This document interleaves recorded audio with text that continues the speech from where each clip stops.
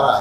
Kita itu tahun 2008 menggagas pembatasan jumlah kementerian negara untuk menghindari konsep dibagi-baginya kekuasaan melalui kabinet dengan sangat besar dan angkanya tidak masuk akal. Sehingga buat kementerian lebih dari yang di ini yang saat ini. Nah, menurut Abang itu tanggapannya seperti apa? Kan itu akan jadi ladang untuk para pejabat itu korupsi atau seperti apa? Dua undang-undang, baik itu Kementerian Negara maupun undang-undang anti pres, itu soal bagi kekuasaan. Ada beberapa indikasi bahwa ini hanya fokus kepada ruang kepentingan teman-teman partai politik, terutama koalisi pemerintah. Yang pertama, pembahasan undang-undang ini miskin partisipasi publik. Kemarin ada anggota DPR yang mengatakan mana aturan partisipasi itu di seluruh tingkatan. Rupanya anggota DPR lupa undang-undang yang mereka buat sendiri.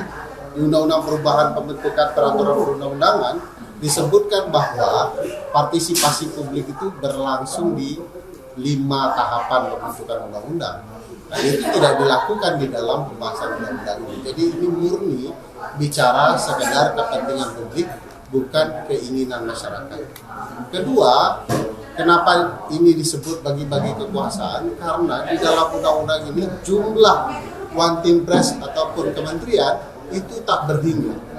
Jadi ini kembali kepada upaya menerapkan politik bagi jasa terhadap teman-teman politik di dalam Pilpres kemarin, sehingga jumlahnya tak berhingga seperti itu.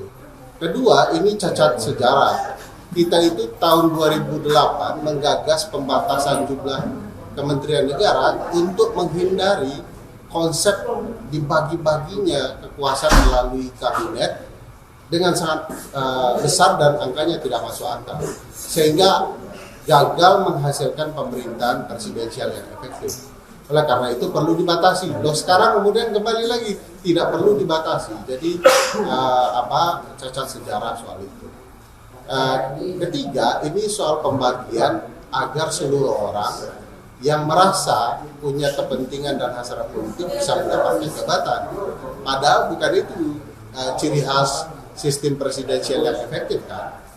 Dengan angka yang tidak berhingga seperti ini, partai-partai yang tidak dapat pembagian di kabinet bisa dapat jatah di one team press.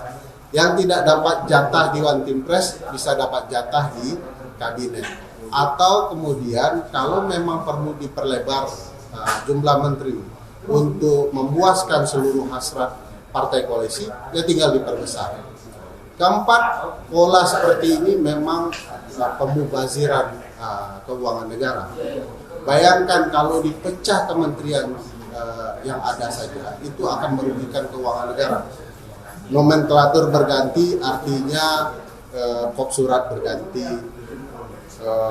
nama di depan gedung kementerian berganti, baju diganti, emblemnya, dan angka untuk mengganti kop surat saja di seluruh Indonesia bisa miliaran untuk satu kementerian yang dipecah. Bayangkan kalau kemudian angkanya diperlebar di dalam pembagian jumlah kementerian. Jadi ini tidak sehat bagi kabinet pemerintahan yang baru, tidak sehat bagi Pak Prabowo, karena kesannya partai-partai sudah berupaya untuk memaksa Pak Prabowo membagi angka kementerian sesuai dengan kepentingan dan hasrat partai politik, bukan rancang bangun Pak Prabowo sebagai pemegang hak prerogatif untuk membagi kementerian untuk merancang kabinet presidensial yang efektif.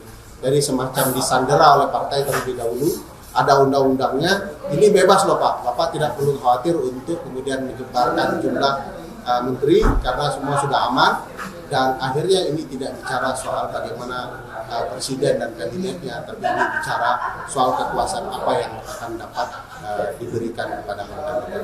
Berarti bisa jadi ada potensi ladang korupsi dari kementerian yang gemuk ini ya Bang? Oh iya, seluruh proses bagi-bagi kekuasaan penyimpangan, bukan bicara prinsip konstitusional agar ada kabinet yang efektif, potensial dikorupsi, namanya disimpangkan ya, jumlahnya akan besar, tidak bicara kemanfaatan. Jadi penyalahgunaan kewenangan untuk kepentingan personal itu juga bisa dikatakan korup dan menyimpang.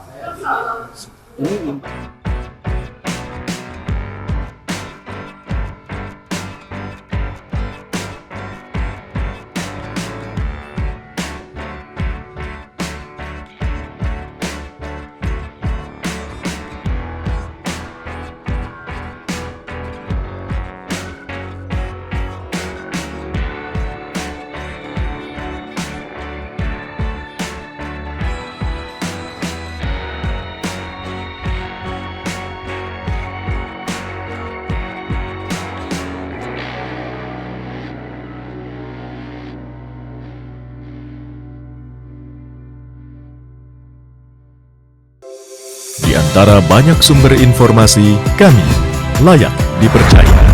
Karena kami menggali lebih dalam, berpihak pada kebenaran, berpegang pada data dan fakta, agar layak Anda jadikan referensi. Kompas TV, independen, terpercaya.